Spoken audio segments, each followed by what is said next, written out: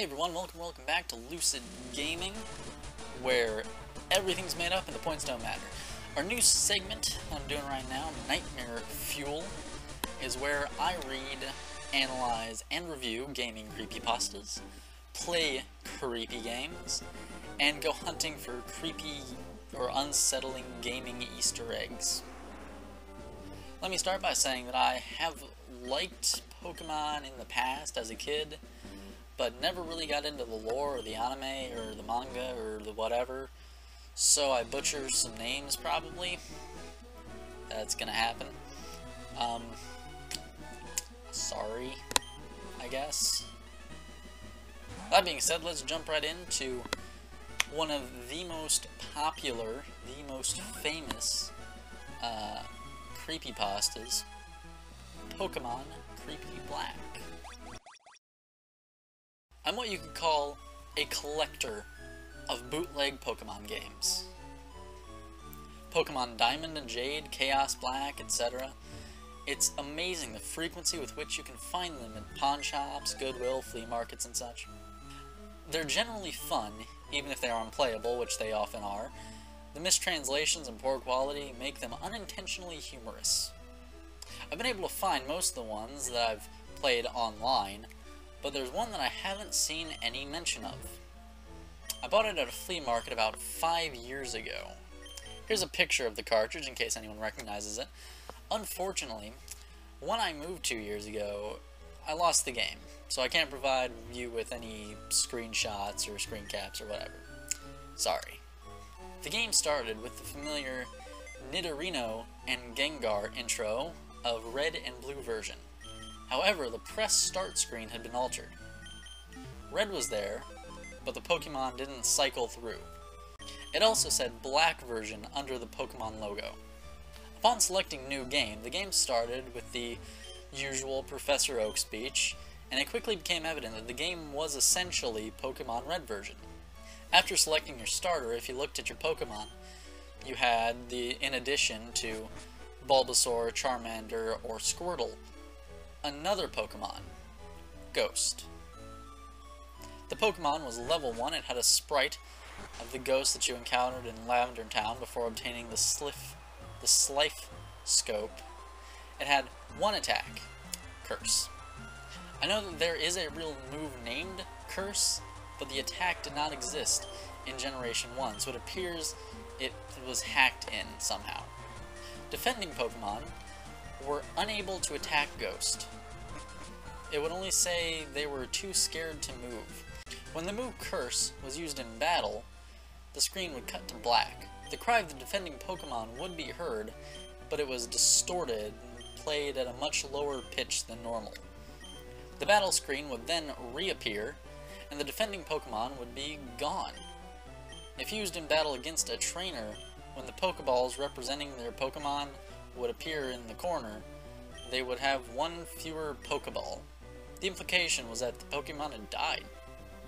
What's even stranger is that after defeating a trainer and seeing Red receives $200 for winning, the battle commands would appear again. If you selected Run, the battle would end as it normally does, but you could also select Curse. If you did, upon returning to the overworld, the trainer's sprite would be gone. After leaving and returning to the area, the spot where the trainer had been would be replaced with a tombstone, like the ones at Lavender Town. The move Curse was not usable in all instances. It would fail against Ghost Pokemon. It would also fail if you used it against a trainer that you had to face again, such as your rival or Giovanni. It was usable in your final battle against them, however. I figured this was the gimmick of the game, allowing you to use the previously uncapturable ghosts. And because Curse made the game so easy, I essentially used it through the whole adventure. The game changed quite a bit after defeating the Elite Four. After viewing the Hall of Fame, which consisted of Ghost and a couple other very under-leveled Pokemon, the screen cut to black. The box appeared with the words, "Many years later." It then cut to Lavender Town. An old man was standing, looking at tombstones. You then realized this man was your character. The man moved at only half your normal walking speed. You no longer had any Pokemon with you, not even Ghost, who up to this point had been impossible to remove from your party through depositing in the PC. The overworld was entirely empty. There were no people at all. There were only the tombstones of the trainers that you used Curse on. You could go pretty much anywhere in the overworld at this point, though your movement was limited by the fact that you had no Pokemon to use HMs, and regardless of where you went, the music of Lavender Town continued on an infinite loop. After wandering for a while, I found that if you went through Diglett's cave, one of the cuttable bushes that would normally block your path on the other side is no longer there, allowing you to advance and return to Pallet Town. Upon entering your house and going to the exact tile where you start the game, the screen would cut to black. Then a sprite of Caterpie appeared. It was replaced by a Weedle, and then a Pidgey. I soon realized, as the Pokemon progressed from Rattata to Blastoise, that these were the Pokemon I had used Curse on.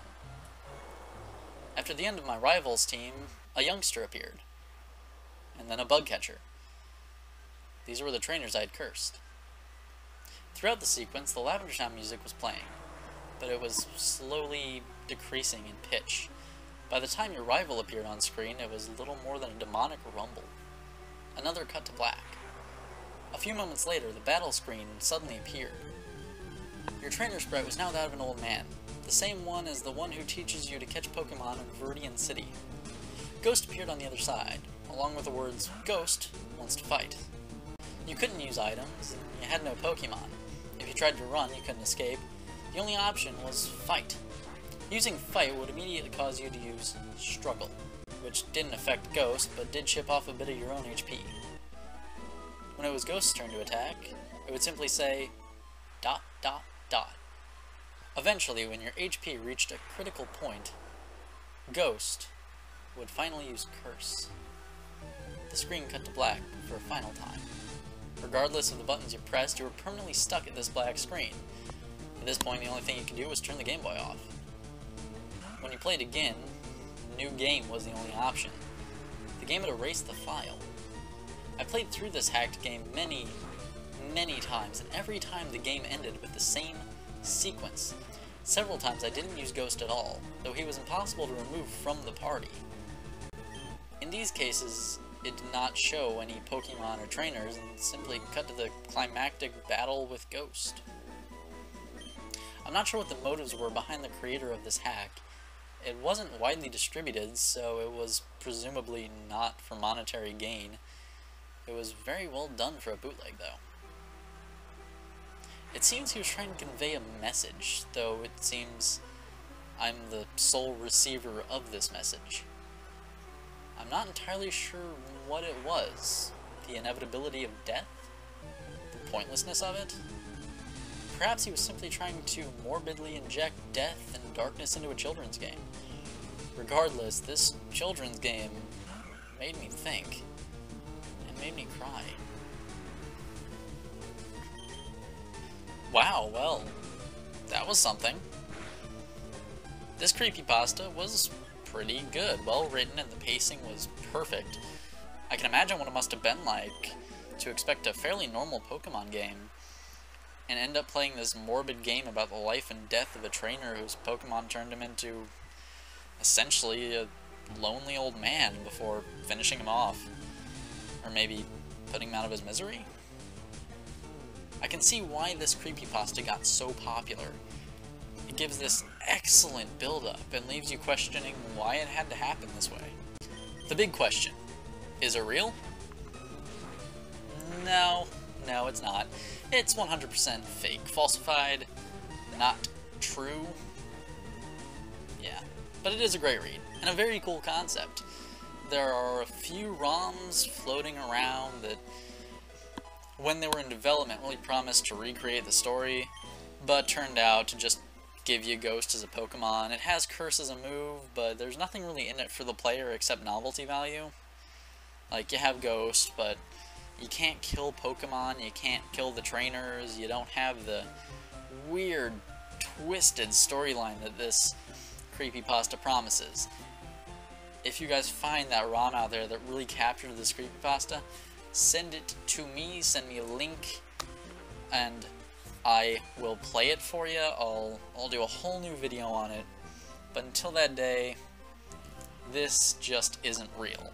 It's cool, and I suggest you give it a read. Link in the comments below. But it's fake. Good, but fake. Well, that's what I got for you guys today. Be sure to comment, like, and subscribe. Check out my channel for more gaming videos. And be sure to follow me on Twitter at twitter.com/becominglucid. In the bottom right-hand corner of your screen right now is a link to my other channel, LDTV, where I talk about lucid dreaming and the like. If that interests you, pop on over there, click that button, subscribe, watch my videos, comment, like, all that good stuff. Until next time, thanks for watching, keep gaming, and stay lucid.